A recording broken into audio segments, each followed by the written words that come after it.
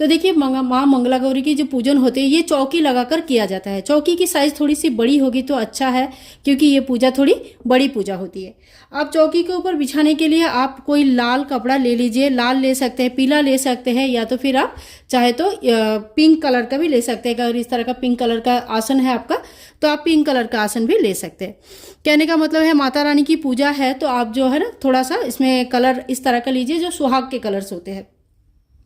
इसके बाद देखिए आपके पास अगर इस तरह का माता मंगला गौरी की कौन है, पार्वती माँ है, तो शिव परिवार का अगर फोटो है तो संपूर्ण परिवार का अगर फोटो है तो देखिए यहाँ पे ना संपूर्ण परिवार का फोटो है, तो ये ऐसा फोटो होगा तो आप जरूर ले लीजिएगा, क्योंकि इनकी पूजन जब हम माता मंगला गौरी के पूजन करेंगे तो शिव परिवार का फोटो जरूर हमें चाहिए, उनकी पूजन हमें करना है। तो यहाँ पे मैंने आसन को एक तरफ करके रख लिया, बाकी सामान भी हमें रखनी है। अब हम आते हैं दूसरे, सबसे पहले इस पूजा में ना घट स्थापना यानी कि कलश स्थापना की जाती है। तो कलश स्थापना बिल्कुल नॉर्मल उसी प्रकार से होता है जिस प्रकार से हम लोग कलश स्थापना हर पूजा में करते हैं। आपको एक कलश लेनी है, तांबा, पीतल, सोना, चांदी, जिसके भी कलश आपके पास है, मिट्टी, उसके कलश ले सकते हैं। 5 या 7 या 11 आपको आम के पल्लव लेनी है, एक हल्दी की गांठ, एक सुपारी, 1 रुपया का कॉइन, एक इलायची, लौंग, 2 लौंग इत्यादि लेनी है, और यहाँ पे गले में आपको मौली बांधना है। शुद्ध जल से कलश को भरना है और इस तरह से कलश की स्थापना की जाती है। तो आप कलश स्थापना इस दिन मतलब कंपलसरी होती है, कलश आपको जरूर स्थापना करना है। अब कलश स्थापना करेंगे तो ऊपर पूर्ण पात्र रखा जाता है और कलश के नीचे भी जो है ना अष्टदल कमल या थोड़ी सी चावल का आसन दिया जाता है। तो इसके लिए आपको आसन के लिए थोड़े से चावल चाहिए होगा। चावल पूजा में और भी चढ़ाया जाता है, इसलिए भी चावल ले लीजिएगा। इसके बाद देखिए पूजा सामग्री, पूजा थाली में हमें क्या क्या चाहिए, तो जिस सिंदूरा आप जरूर ले लीजिए। आप अगर शादीशुदा है, सुहागन है, तो आप मतलब सिंदूरा जरूर ले लीजिए। जो कुमारी लड़कियां हैं उनके पास तो सिंदूर नहीं रहेगा, तो इस पार्ट को स्किप कर सकते हैं। बाकी जो शादीशुदा है वो अपना शादी की सिंदूर जरूर ले लीजिएगा। ठीक है, यहाँ पे आरती करने के लिए मैंने एक यहाँ पे दीपक ले लिया है। यहाँ पे मैंने मिट्टी की माँ मंगला गौरी बनाया है, तो इस तरह का पिंड आकार में बनाया जाता है माँ मंगला गौरी। यहाँ पे मैंने धूपबत्ती लिया है, अक्षत लिया है, थोड़ा सा हल्दी ली है, यहाँ पे कुमकुम है, यहाँ पे चंदन है, ये थोड़ी सी दक्षिणा है, और यहाँ पे जो है ना कलावा है, वस्त्र रूपी कलावा चढ़ाने के लिए, और यहाँ पे जो है जनेऊ है, एक पीला और एक सफ़ेद कलर का। साथ में हरा मूंग लिया है, क्योंकि ये सावन का महीना जो होता है ना, इसमें हरे चीज़ों का विशेष महत्व होता है, तो मैंने यहाँ पे हरा मूंग ले लिया है। ठीक है, माता मंगला गौरी को पूजा करने के टाइम पे चढ़ाने के लिए एक हरा चूर्णी आप ले सकते हैं। आप हरा चुनरी लाल या पीला या जो पिंक कलर आता है, रेड आता है, तो इस तरह का कोई सुहाग के जो कलर्स होते हैं ना, उस तरह का कलर्स का कोई भी चुनरी आप माता के लिए ले सकते हैं। जब हम आरती करेंगे उसके लिए एक कपूर हमने यहाँ पे ले लिया है, तो कपूर हमें जरूर ले लेनी है।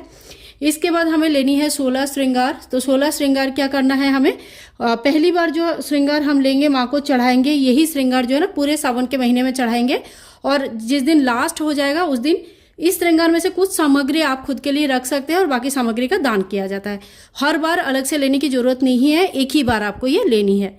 ठीक है, इसके बाद देखिए एक सबसे ज़्यादा जो महत्व होता है, आटे की सिलबट्टा बनाया जाता है। तो ये सिलबट्टा कैसे बनाया है, इसकी वीडियो ऑलरेडी चैनल पर है, आप चाहे तो देख सकते हैं उस वीडियो को। ये इसका महत्व भी बहुत लोगों ने पूछा है, तो इसकी महत्व ये होता है कि माता जो है ना किचन से रिलेटेड है, ये हमारे सिलबट्टा और चकला, बेलन, ये सब किचन से रिलेटेड है, और माँ का जो पूजा होता है, माँ को किचन से रिलेटेड चीज़ें बहुत ज़्यादा पसंद होती है, तो इसीलिए पूजा में चढ़ाया जाता है इस तरह का। और ये है चौमुखी दीपक। इस दीपक को आटे से बनाया जाता है, आटे का बनाने का ज़्यादा इसमें महत्व है। अगर आपका कोई किसी वजह से संभव नहीं है तो आप इस तरह का मिट्टी के दीपक ले लीजिएगा, और इसी में चौमुखी दीपक जो है ना जलाना है। अब ये जो चौमुखी दीपक होती है, ये चौमुखी दीपक में 16 तार की बाती लगाया जाता है, और इस दीपक को भी कैसे बनाते हैं इसकी वीडियो भी चैनल पर है, आप चाहे तो उस वीडियो को एक बार देख सकते हैं। अच्छा, कलश के लिए आपको एक नारियल चाहिए, ऐसे हिला के देख लेना, इसमें पानी होना चाहिए, सूखा नारियल नहीं चढ़ता है, और एक ही नारियल आपको लानी है, और एक नारियल आप पूरे सावन के महीने में चढ़ा सकते हैं। सावन के महीने संपूर्ण होने के बाद उसको भूमि विसर्जन या जल विसर्जन कर सकते हैं। तो ठीक है, और अगर ये नारियल आप लेते हो तो नारियल के ऊपर उड़ाने के लिए आप कोई चुनरी भी ले सकते हो, या इस तरह का जो कलावा मैंने बांध के रखा है, इस तरह से कलावा भी ले सकते हैं। अब इस पूजा में सबसे खास बात जो होती है वो मैं आप लोगों को बताती हूँ। तो देखिए इसमें ना हर चीज़ 16 की संख्या में चढ़ाया जाता है, 16 श्रृंगार चढ़ाए जाते हैं। 16 पत्ते चढ़ाए जाते हैं। ये पत्ते मतलब किसी भी प्रकार के पत्ते हो सकते हैं, किसी फल का, किसी भी वृक्ष का, सब्जी का, किसी भी चीज़ का पत्ते जो है ना, इस तरह का पत्ते हो सकता है।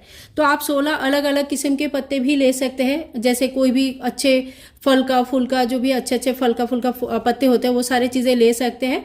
और अगर नहीं मिल रहा है तो जैसे दो ही पत्ते, आपको 2 प्रकार के पत्ते मिल रहे हैं तो आप 8-8 करके ले सकते हैं, या 4 प्रकार के मिल रहे हैं तो 4-4 करके ले सकते हैं।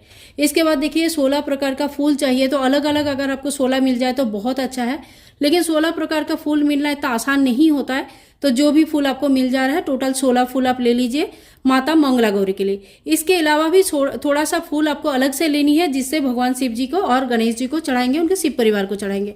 दुर्वा घास का 21 घास का एक इस तरह से आप बना लीजिएगा, भगवान गणेश जी को चढ़ाना है, बहुत शुभ माना जाता है। वैसे इतना ज़्यादा अगर नहीं मिलता है तो कोई बात नहीं, जितना मिल जाता है उतना ही कर लीजिएगा। इसके बाद देखिए माता के लिए जो भी भोग आपको लेना है वो 16 के संख्या में लेना है। आप चाहे तो मेवा जो 16-16 के संख्या में ले सकते हैं, सिंदाना, बादाम, काजू, किशमिश, जो भी आपके पास है तो वो 16-16 के संख्या में आप ले सकते हैं। माता को 16 के संख्या में ही चढ़ाना है, इस बात का विशेष ध्यान रखें। आप चाहे तो कोई मिठाई किसी भी प्रकार का लेके आ सकते हैं और वो भी 16 मिठाई माता को चढ़ा सकते हैं। ठीक है, भगवान गणेश जी के लिए और भगवान शिव जी के लिए अलग से कोई फल का भोग या मिठाई का भोग जो भी लेंगे वो अलग से आप ले सकते हैं, क्योंकि ये जो 16-16 संख्या में होता है ये सिर्फ माता को चढ़ती है, और भगवान शिव जी के लिए, गणेश जी के लिए, शिव परिवार के लिए आपको अलग से थोड़ी सी भोग लेना पड़ेगा।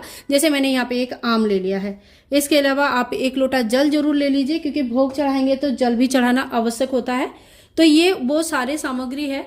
इसके बाद तो आप आरती करने के लिए अलग से 16 दीपक बना सकते हैं, या जो अलग से हमने एक दीपक ले लिया आरती के लिए, इस तरह से इसमें भी 16 बत्ती का एक दीपक बनाकर आरती कर सकते हैं, या सिंगल आप कपूर का भी आरती कर सकते हैं। अगर 16 बाती बनाकर आप आरती करते हैं तो बहुत अच्छा माना जाता है, और अगर नहीं कर पाते तो कोई बात नहीं, जैसे नॉर्मल आरती करते हैं उस तरह से कर सकते हैं। तो दोस्तों ये सामग्री आप नोट कर लीजिएगा, ये बहुत ही इंपॉर्टेंट है, बहुत ज़्यादा इंपॉर्टेंट है। सामग्री का व्यवस्था करना बहुत ज़्यादा मतलब ज़रूरी होती है। और जब आप आरती वगैरह करेंगे तो घंटी आपको ज़रूर लेनी है, घंटी तो आपको बिल्कुल नहीं भूलना है। तो ये सामग्री आप नोट कर लीजिए, और अगर कोई भी क्वेश्चन रहे तो ज़रूर पूछ लेना। ये व्रत कब से शुरू होगा? तो ये सावन की महीने की पहले मंगलवार से कभी भी आप शुरू कर सकते हैं। इन केस अगर आपके कोई प्रॉब्लम है, पहले मंगलवार को नहीं शुरू कर सकते, तो आप आगे चल के 2nd या 3rd मंगलवार से भी शुरू कर सकते हैं।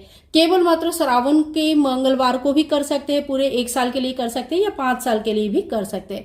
इस व्रत का क्या नियम है, पूजा कैसे किया जाता है, और इन सभी बारे में, चौकी कैसे हटाएंगे, सारे वीडियोस मेरे चैनल पे आगे आएगी। और कुछ वीडियोस तो ऑलरेडी आ चुकी है, तो आप उन वीडियोस को भी जरूर देखिएगा। आज की वीडियो में अगर आप लोगों को थोड़ा सा भी कुछ फायदा हुआ तो please like, share and comment, channel को सब्सक्राइब करके रखें। मिलूंगी नेक्स्ट वीडियो में, तब तक के लिए हरे कृष्णा, राधे राधे।